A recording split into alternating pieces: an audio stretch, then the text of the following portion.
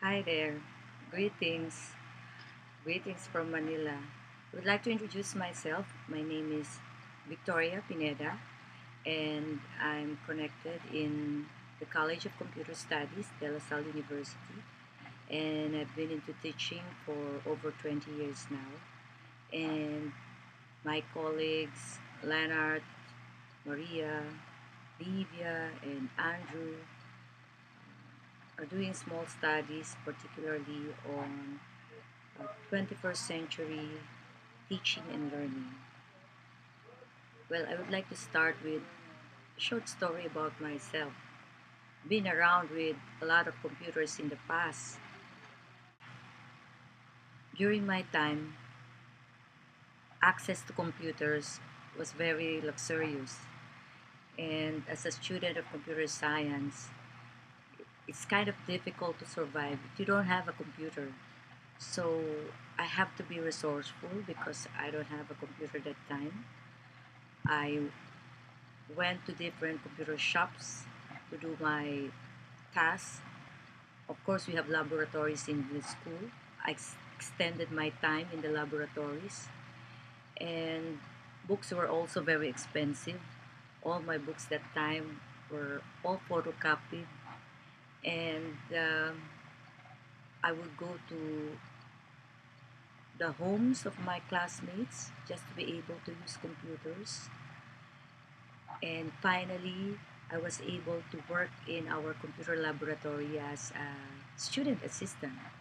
And it permitted me to spend extra hours in the lab to be able to use the computer, do my programs, and study more. And eventually, I was able to assemble my own uh, personal computer. Way back, we call it a compatible computer because it was a compatible to the IBM personal computer. So looking back, it's kind of funny to see what happened in my life. And now, if uh, I look around, the access to many computers, many laptops, or gadgets will be very, very convenient. Everything has become cheaper, and the technology also has become very powerful. In the middle of 2000 and 2010 or early 2000, there is this man by the name of Tim O'Reilly who came up with a framework or the idea of Web 2.0 technologies.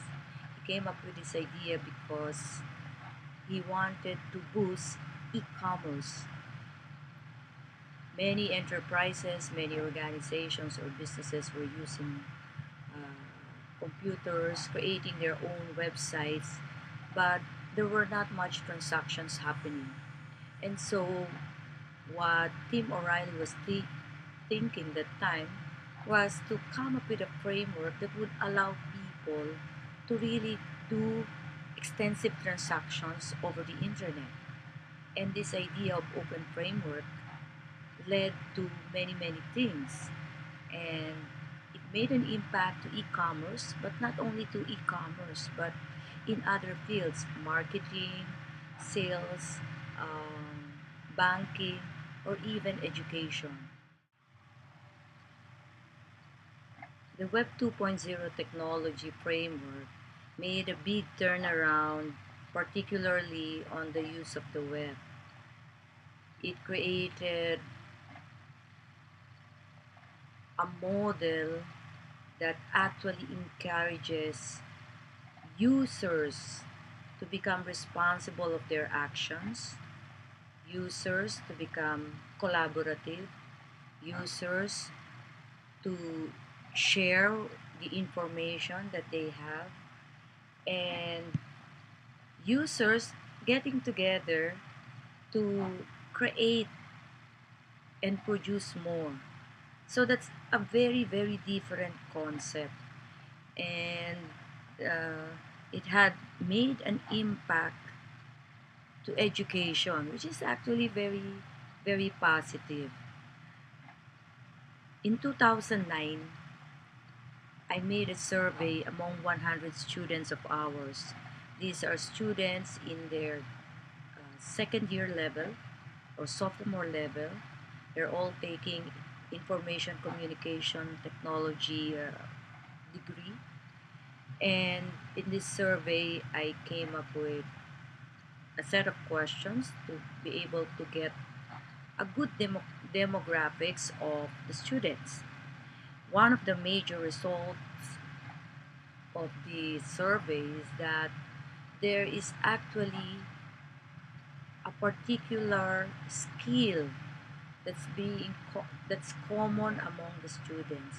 I have termed it as a self-service learning skill, meaning the students, based on the requirements, the needs that they have, regardless whether it is academic related or personal interest uh, that is concerning them, they would pull, extract, or get information as they need it.